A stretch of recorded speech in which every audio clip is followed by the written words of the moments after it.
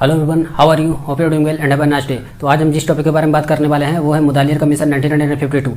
तो जहाँ तक देखा जाए तो कुछ स्टूडेंट ने मुझे इस टॉपिक के बारे में रिकमेंड किया था। जैसे देखा जाए तो मैंने इस टॉपिक को ऑलरेडी पहले भी पढ़ा रखा है, ठीक है। तो एक तरह से कुछ स्टूडेंट ने मुझे सजेस्ट किया कि सर आप इसे फिर से रिवाइज फॉर्म में एक बार टॉपिक को बतला दो।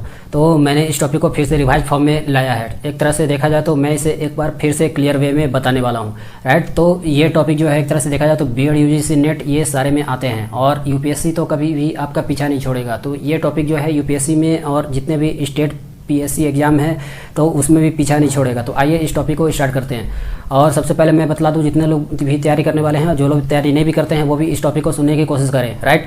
तो आइए इस टॉपिक को स्टार्ट करते हैं। और टॉपिक को स्टार्ट करने से पहले मैं आप लोग को रिकमेंड करूंगा कि चैनल को सब्सक्राइब कर ले, लाइक कर ले और बेल नोटिफिकेशन को दबाना ना भूलें, जिससे कि हमारे टीम की ओर से आप सभी को टाइम पर सारा इन्फॉर्मेशन जो है मिलता रहे, राइट। तो आइए इस टॉपिक को स्टार्ट करते हैं। तो जैसा कि देखा जाए तो ये मुदालियर कमीशन जो है ये 1952 में आया था, राइट। और दूसरी बात मैं आपको बता दूं कि इसका जो सेकंड नाम था वो है सेकेंडरी एजुकेशन कमीशन, राइट। तो मैं आपको लोगों को ये बता दूं कि इसे हम सेकेंडरी एजुकेशन कमीशन के नाम से भी जानते हैं और ये 1952 से 53 में आया था। तो जैसा कि देखा जाए तो education modern India was led and commission gave various suggestion. तो यहाँ से देखा जाए तो बहुत सारा सजेशन मिला था और फिर से स्कोप मिला था और पर्पस भी मिला था। तो आइए इसके बारे में मैं आप लोगों को डिटेल में बतलाता हूँ। तो जैसा कि देखा जाए यहाँ पर जो इसमें क्लासेस आते हैं तो वो क्लासेस कौन कौन आते हैं, वो एक तरह से मिडिल क्लासेस आते हैं और सेकेंडरी लेवल क्लासेस आते हैं। तो कहने का मतलब वो सेकेंडरी क्लासेस जिसमें 9, 10, 11, 12 सारे हो सकते हैं, ठीक है। तो आइए इसके बारे में विशेष चर्चा करते हैं। तो सबसे पहले मैं बतला दूं आप लोगों को कि फर्स्ट कंस्टिट्यूट यूनिवर्सिटी कमीशन जो था वो राधा कृष्णन कमीशन था। ये बात आप याद रखना, वो 1948 में आया था। उसके बाद अगर देखा जाए तो गवर्नमेंट ऑफ इंडिया ने एक तरह से तारा चंद्रा कमेटी बनाया था और रिव्यू सेकेंडरी एजुकेशन, जिससे कि सेकेंडरी एजुकेशन एक तरह से रिव्यू हो सके। और उसके बाद इन लोगों ने एक तरह से इस चीज़ को रेज कर दिया। फिर देखोगे आप तो इसका जो रिपोर्ट का जो सबमिशन हुआ वो फाइनली 1949 में हुआ, ठीक है। और उसके बाद अगर देखोगे तो रिपोर्ट वेयर नॉट कंप्लीट, तो रिपोर्ट जो था वो कंप्लीट नहीं हुआ था और यहाँ पर सेटिस्फाई भी नहीं हुआ था, ठीक है। उसके बाद मैं बतला दूँ आपको central advisory board of education यानी CABE, ठीक है। इसका आप मतलब फुल फॉर्म याद रखना, ठीक है। ये एग्जाम में पूछता है CABE का फुल फॉर्म मतलब central advisory board of education propose the appointment of secondary education commission इन 1951। तो इसका जो अपॉइंटमेंट है एक तरह से 1951 में आया था, तो सेंट्रल गवर्नमेंट के द्वारा, ठीक है। और सितंबर 23, 1952 में अगर देखोगे तो एक तरह से सेकेंडरी एजुकेशन कमीशन को लाया गया। और ये किसके द्वारा लाया गया? ये लक्ष्मण स्वामी मुदालियर के द्वारा लाया गया। और जो ये वाइस चांसलर हैं ये मद्रास यूनिवर्सिटी के हैं, ठीक है। ये यूनिवर्सिटी का आप नाम याद रखो। उसके बाद अगर देखा जाए तो इस कमीशन को हम मुदालियर कमीशन के नाम से भी जानते हैं, ठीक है, जैसा कि मैंने आप लोगों को पहले भी बतलाया। उसके बाद अगर अब देखो तो members of the commission include doctor K Shrimali, doctor KG Saiyidain, Mrs Hansa Mehta, Mrs John Christ, Mrs Kenneth Rust Williams, ठीक है। तो ये सारे नाम आप याद रखो। आइए इसके बारे में विशेष चर्चा करते हैं। तो जैसा कि देखा जाए तो मैं आपको बता दूं इसमें जो क्लासेस है ये मिडिल स्कूल्स हैं वो 6 to 8 हैं और इसमें जो सब्जेक्ट्स हैं लैंग्वेज है, जनरल साइंस है, SST है, एलिमेंट्री मैथमेटिक्स है, क्राफ्ट्स है और एक्सेट्रा है, ठीक है। उसके बाद अगर आप देखोगे तो सेकेंडरी स्टेज है 9 to 10, ठीक है। तो सेकेंडरी स्टेज में जो क्लासेस आते हैं वो 9 to 10 आते हैं, economics, maths, SST, language, general science etcetera.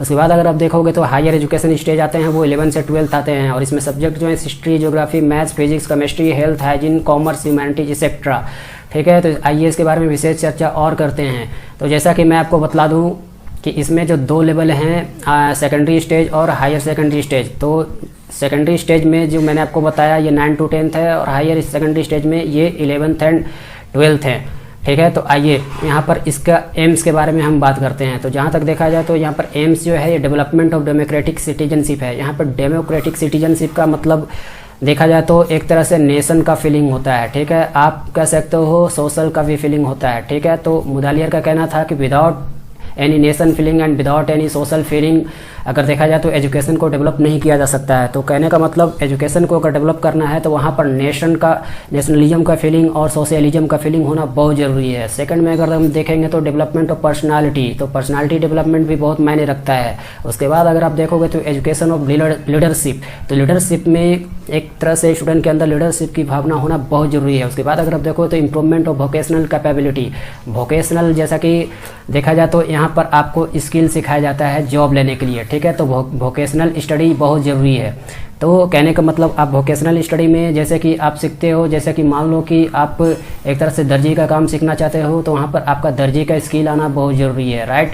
अगर आप टीचर में जाना चाहते हो यानी टीचर लाइन में जाना चाहते हो, तो वहाँ पर आपका टीचर का स्किल होना बहुत ज़रूरी है। अगर मान लो कि किसी भी कंप्यूटर लाइन में जाना चाहते हो, तो वहाँ पर डिप्लोमा ऑफ कंप्यूटर होना बहुत ज़रूरी है, राइट। तो यहाँ पर वोकेशनल स्टडी में जितने भी चीज़, मान लीजिए कि जॉब आप करने जाते हो, तो यहाँ पर जॉब से रिलेटेड चीज़ों को सिखाया जाता है।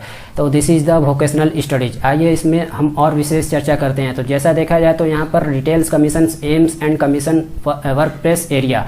तो इसमें अगर देखा जाए तो इस कमीशन में टू रिव्यू स्टूडेंट्स का डिसिप्लिन होना बहुत ज़रूरी है। और दूसरी बात अगर मैं बता दूं, स्टेट्स ऑफ इंडिया में हो या फिर make suggestion for its improvement, यहाँ पर इम्प्रूवमेंट होना बहुत ज़रूरी है। कहने का मतलब जितने भी कोर्सेज हो रहे हैं तो उस कोर्सेज को बार बार एसेस किया जाना चाहिए और समय समय पर उसका इम्प्रूवमेंट होना बहुत ज़रूरी है। उसके बाद अगर मैं बता दूं आपको, तो to study the administration and organisation, तो यहाँ पर एडमिनिस्ट्रेशन के बारे में और किसी संस्था के बारे में बताना बहुत ज़रूरी है, राइट। तो ये सब जितने भी हो गए हैं ये एम्स हो गए हैं। उसके बाद तीसरा पॉइंट में बतला दूं आपको, तो to study the salary and services condition. तो इसमें एक तरह से सैलरी के बारे में हो या फिर सर्विसेज का कंडीशन हो, इसमें सारा का स्टडी होना बहुत ज़रूरी है। उसके बाद मैं बतला दूं आपको, और ये जो है आपका secondary teachers in all states हो गए, ठीक है। उसके बाद मैं बतला दूं आपको चौथा में जो है to study the problems of secondary education in India and to present suggestion for their solution. तो जितने भी यहाँ पर अगर देखा जाए तो to study the problems of secondary education, मतलब सेकेंडरी एजुकेशन में जितना भी इशू आ रहे हैं तो उसका स्टडी का होना बहुत ज़रूरी है। और जितना भी इशू आ रहे हैं तो उसका सोल्यूशन को निकालना भी बहुत ज़रूरी है। उसका अगला एम अगर आप देखोगे तो to study the condition of secondary schools in India and to present suggestions for their improvement. तो जितना भी कंडीशन अगर आ रही है सेकेंडरी स्कूल्स में, तो उसका भी एक तरह से इम्प्रूवमेंट होना बहुत ज़रूरी है। तो आइए इसके बारे में और कुछ विशेष चर्चा करते हैं। तो जैसा देखा जाए तो मैं छठा पॉइंट में बतला दूं आपको, to study the objectives, curriculum and education level. तो करिकुलम में एक तरह से देखा जाए तो ये एक कोर्स होता है, ठीक है। तो यहाँ पर कोर्स सिर्फ ऐसा नहीं कि ये स्टडी रिलेटेड ही होना चाहिए। यहाँ पर कोर्स जो है आपका स्पोर्ट्स से भी हो सकता है, डांस से भी हो सकता है, म्यूजिक से भी हो सकता है, ठीक है। और जितने भी अदर चीज़ हो गए, ड्रामा हो गए, ठीक है। तो ये सारे चीज़ से हो सकते हैं, ठीक है। तो उसके बाद मैं अगर आपको बता दूं तो to study the examination system of secondary education in India and to make suggestion for it improvement, ठीक है। तो एग्जामिनेशन सिस्टम का भी होना बहुत ज़रूरी है, क्योंकि अगर एग्जाम नहीं होगा तो बच्चे का परफॉर्मेंस कैसे पता चलेगा। उसके बाद अगर देखें तो to study the level of secondary teacher of India and study the condition of the students and submit the suggestion for its improvement, ठीक है। तो आइए इसके बारे में और कुछ चर्चा करते हैं। तो देखा जाए तो एक तरह से कमीशन का रिपोर्ट क्या था, तो जो कमीशन का रिपोर्ट था वो adapted to methods of study to study and improve the existent secondary education in different states of India. पहला क्वेश्चन आयर था।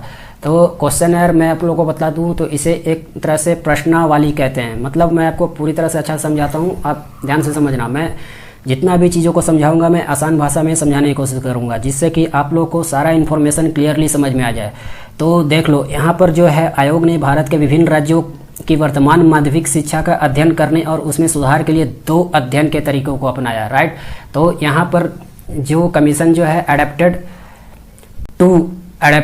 टू एजुकेशन, ठीक है। तो एक तरह से 2 मेथड को अपनाया, ठीक है। तो यहाँ पर जो मेथड है, तो मेथड कहने का मतलब एक तरह से सुधार के लिए 2 अध्ययन के तरीके अपनाना, ठीक है। तो पहला तरीका था क्वेश्चन आयर। क्वेश्चन आयर को हिंदी में आप जानना चाहोगे तो एक तरह से प्रश्नावली कहते हैं।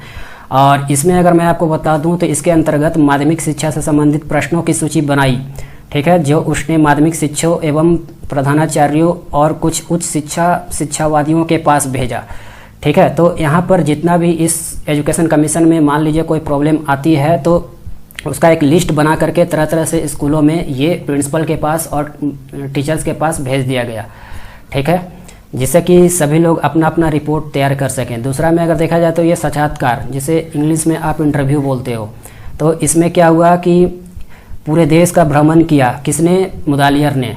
और देखा जाए तो माध्यमिक स्कूलों का निरीक्षण किया, प्रधानाचार्यों एवं शिक्षाविदों में मुलाकात की एवं उनके विचारों को जाना तथा उन सबको विचारों को लिखित रूप दिया, ठीक है। तो सभी के विचारों को जाना, यानी जितना भी प्रिंसिपल्स हो, एकेडमिशियंस हो, जितने भी लोग हैं, ठीक है। तो ये मुदालियर ने इंटरव्यू के द्वारा सभी के विचारों को समझा और फाइनली उन्होंने क्या किया, एक रिपोर्ट तैयार कर 29 अगस्त 1953 को भारत सरकार को सौंप दिया, ठीक है। तो ये डेट आप याद रखना, 29 अगस्त 1952।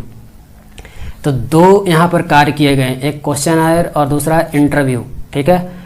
उसके बाद मैं बतला दूं आपको कि यह अगर देखा जाए तो 244 पेज का था, ठीक है। ये जो रिपोर्ट था वो 244 पेजेस का था और जिसमें माध्यमिक शिक्षा के सभी विषयों पर 14 प्रकरण पर अध्ययन केंद्रित किया गया, ठीक है। तो focused on all the subjects of secondary education, ठीक है। तो आइए इसके बारे में और विशेष चर्चा करते हैं।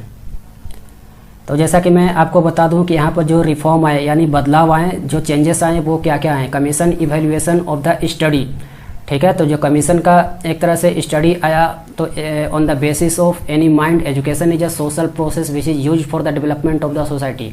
तो जैसा कि उन्होंने बताया कि एजुकेशन एक सोशल प्रोसेस है और ये समाज को बदलने का काम करता है, ठीक है। Commission on the basis of, अब जहाँ तक देखा जाए तो यहाँ पर मेरिट्स भी हैं और डीमेरिट्स भी हैं। तो सबसे पहला क्या थे यहाँ पर मेरिट्स में अगर देखा जाए तो quality of education, quality of secondary education, right. देखा जाए तो quality of secondary education, systematic administrative setup, ठीक है। तो इसमें क्या हुआ कि emphasise on the participation of central government, ठीक है। तो यहाँ पर मैं आपको बतला दूँ कि एक तरह से central government like the centre suggestion the establishment of state education advisory board, ठीक है। जैसा कि सेंट्रल एजुकेशन एडवाइजरी बोर्ड होता है उसी तरह स्टेट एजुकेशन एडवाइजरी बोर्ड होता है in the state and state on regular inspection of the school, ठीक है। तो पहला क्या था कि एक तरह से क्वालिटी एजुकेशन बनाना था, ठीक है। तो पहला यहाँ पर अगर देखोगे तो आप तो क्वालिटी एजुकेशन बनाने का एक तरह से ऑब्जेक्टिव को अपनाया गया। दूसरा अगर आप देखोगे तो external exam should be taken by viva voice, तो एक्सटर्नल एग्जाम जो थे वो वाइवा वॉइस में लेना जाना था। तीसरा अगर देखोगे तो the total number of external exam should be reduce. अगर देखा जाए तो एक्सटर्नल एग्जाम जो होते थे बहुत ज़्यादा हो जाते थे, तो ज़्यादा हो जाने के कारण उसे घटा भी दिया गया। तीसरा अगर देखा जाए तो एक तरह से difficult and easy question should be placed in question paper. और चौथा अगर मैं बतला दूं आप लोगों को तो एक तरह से क्वेश्चन पेपर में दोनों लेवल के क्वेश्चन देने थे, वो डिफ़िकल्ट हो या फिर इजी हो, ठीक है। तो ये सब सारे बदलाव आए। आगे जानते हैं इसके बारे में कुछ विशेष। तो अगला अगर हम देखेंगे तो यहाँ पर प्रिंसिपल ऑफ करिकुलम कंस्ट्रक्शन आया, ठीक है। The commission suggested to develop the curriculum of secondary education on the basis of real comprehensive utility and correlation, ठीक है। तो यहाँ पर सभी टाइप का एजुकेशन करिकुलम बनाना था, रियल हो, कम्प्रीहेंसिव हो, यूटिलिटी हो। उसके बाद अगर आप देखोगे तो appropriate objective of education and ideal citizen, इसके बारे में मैंने आप लोगों को थोड़ी देर पहले भी बताया था। तो एजुकेशन होना चाहिए, ऑब्जेक्टिव ऑफ एजुकेशन और आइडियल सिटीजन होना बहुत जरूरी है। आइडियल सिटीजन कहने का मतलब यहाँ पर आपका कल्चर से रिलेटेड, मोरल से रिलेटेड, ठीक है। तो एक तरह से कल्चरल एजुकेशन होना बहुत ज़रूरी है, मतलब किसी का कल्चर या कस्टम या वैल्यू के एजुकेशन के बारे में यहाँ पर सिखाना बहुत ज़रूरी है। फिजिकल, मेंटल, सोशल ये सारे आएंगे इसमें, ठीक है। उसके बाद मैंने आपको बता दिया था कि नेशनल एंड सोशल फीलिंग्स होना बहुत ज़रूरी है, उसको बढ़ावा दिया जाना यहाँ पर बहुत ज़रूरी है। उसके बाद अगर आप देखोगे तो improvement in the condition of teacher, तो ठीक है। तो कंडीशन ऑफ टीचर अगर देखा जाए तो वहाँ पर इम्प्रूवमेंट होना बहुत ज़रूरी है। टीचर को एक तरह से ट्रेनिंग दिया जाना चाहिए समय समय पर।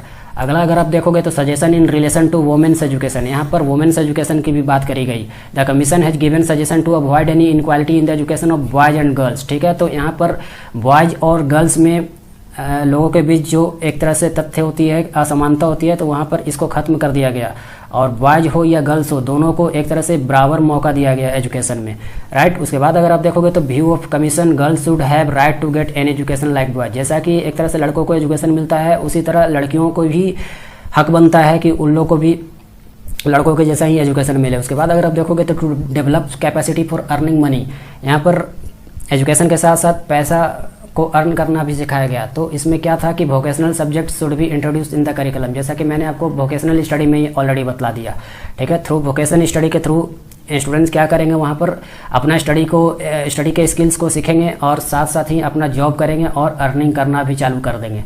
आगे मैं आप लोगों को बतला दूँ डीमेरिट्स, तो इसमें कुछ डीमेरिट्स इफेक्ट्स भी थे। मेरिट्स तो आपने जान लिया, अब डीमेरिट्स आप जान लो। सजेशंस अबाउट इंग्लिश, इसमें अगर मैं बतला दूँ तो इंग्लिश एक इम्पॉर्टेंट लैंग्वेज था। तो जहाँ तक देखा जाए तो कुछ क्षेत्रों में बहुत स्टूडेंट्स को इंग्लिश सीख पाना बहुत मुश्किल था। उसके बाद अगर आप देखोगे तो मल्टीपर्पज़ स्कूल था, ठीक है। तो कहने का मतलब यहाँ पर जो स्कूल्स, सेकेंडरी स्कूल्स हैं उसे मल्टीपर्पज़ स्कूल्स में कन्वर्ट कर दिया जाना था। लेकिन यहाँ पर भी एक इशू यह था कि अगर सिंपल स्कूल को अगर मल्टीपर्पज़ स्कूल में अगर कन्वर्ट किया जाए तो वहाँ पर अलग से खर्च आ जाता है। तो ये अगला डिमेरिट्स है, ठीक है। अगर अगला देखोगे तो ये कुम्बरसम करिकुलम, मतलब बर्डनसम, एक तरह से बोझ करिकुलम था, मतलब करिकुलम यहाँ पर बहुत ज़्यादा था, जिससे कि यहाँ पर देखोगे तो सेकेंडरी लेवल में 3 लैंग्वेज एंड 8 सब्जेक्ट, तो 3 लैंग्वेज आपको रखना था और 8 सब्जेक्ट भी रखना था, ठीक है, सेकेंडरी में। और दूसरी बात मैं बता दूं कि इतने सारे अगर सब्जेक्ट रहेंगे तो स्टूडेंट्स भी को भी एक तरह से बर्डन हो जाएगा, मतलब बोझ हो जाएगा। अगला अगर आप देखोगे तो batch suggestion on private schools, तो प्राइवेट स्कूल्स में बैच कहने का मतलब बहुत कम, जो सजेशन अगर यहाँ पर दिया गया तो एक तरह से बहुत कम बात करी गई प्राइवेट स्कूल्स के बारे में। तो प्राइवेट स्कूल को कैसे सुधारना है यहाँ पर, उसके बारे में चर्चा बहुत कम करी गई। तो मुदालियर कमीशन ने एक तरह से देखा जाए तो गवर्नमेंट स्कूल्स के बारे में ही खास करके चर्चा करी। उसके बाद मैं बतला दूँ आपको वेरियस टाइप्स ऑफ कोर्सेज, ठीक है। तो जैसा कि देखा जाए तो कमीशन ने एक तरह से 7 क्लासेस क्रिएट करें, 7 मतलब 6 से लेकर के 12 तक आप गिन लो, at the secondary level, and kept some subjects the same for all 7 classes, ठीक है। तो कुछ सब्जेक्ट्स को उन्होंने 7 क्लास तक सेम रखा और कुछ सब्जेक्ट को डिफरेंट रखा, ठीक है। तो ये भी एक डीमेरिट्स है।